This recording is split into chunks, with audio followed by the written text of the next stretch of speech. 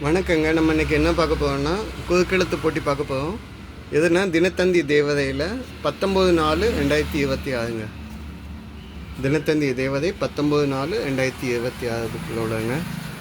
இந்த கட்டத்தில் one by ஒன்னாக பார்த்து நம்ம சால்வ் பண்ண ஆரம்பிக்கலாம். சரிங்களா? முதல்ல இடமிருந்து வலம் பார்ப்போம்.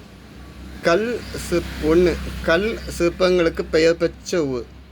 கல் சிற்பங்களுக்கு பெயர் பெற்ற ஊர் அப்படின்னு பார்த்திங்கன்னா, நம்ம பல்லவர்கள் காலத்தில் கட்டினது எங்கே? மாமல்லபுரம். பல்லவாஸ் டெம்பிள்ஸ், சூரிய கோயிலெலாம் இருக்குல்ல.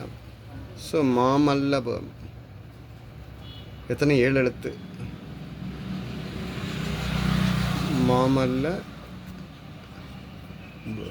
ஓகே, சரிங்க. பெரிய விலங்கு 2 எழுத்து.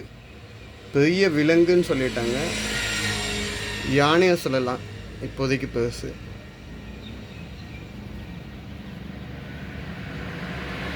யானை 2 மேலேருந்து கீழே இருக்கான்னு பார்ப்போமா? எல்லோரும் எதிர்பார்ப்பது, எல்லோரும் என்ன எதிர்பார்ப்பாங்கன்னா மரியாதை. யா வந்துருக்கு.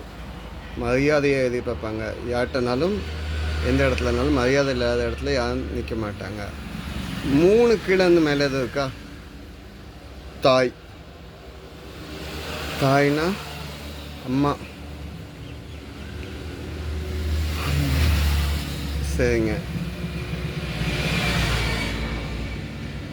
மரியாதைன்னு சொல்லிட்டீங்க. இங்கே தை வந்துருக்கு. 6 இடம் வந்து வளம் என்ன? ஆடை தைப்பவர். எத்தனை எழுத்து? 6 எழுத்து. தையல் காரன்னு சொல்லலாம், இல்லை தையல் டெய்லர். தையல் காரன் அப்படின்னு சொன்னால் டெய்லர்.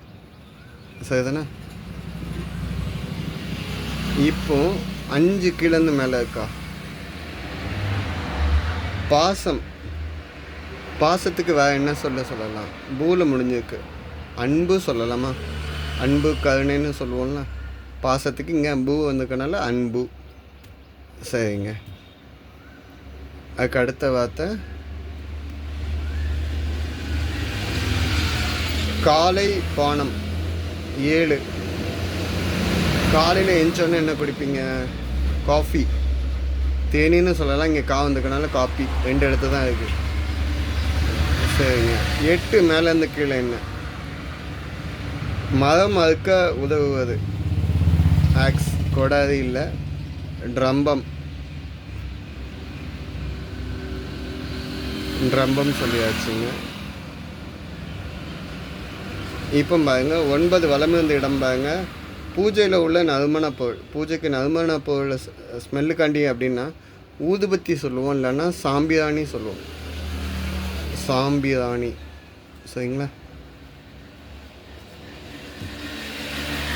சரி. 10 வலமிருந்து இடம் என்ன? நில ஆவணம் அப்படின்னா பத்தியம். ஆனால் 3 எழுத்துல கேட்டிருக்காங்க. பேல ஆரம்பிச்சிருக்கு. பட்டா. சரி. 11 வலமிருந்து இடம் என்ன? ஈட்டும் வருவாய். ஈட்டும் வருவாய் அப்படின்னா எவ்வளோ சம்பாத்தியம் பண்ணுறாங்க? சம்பாத்தியம்.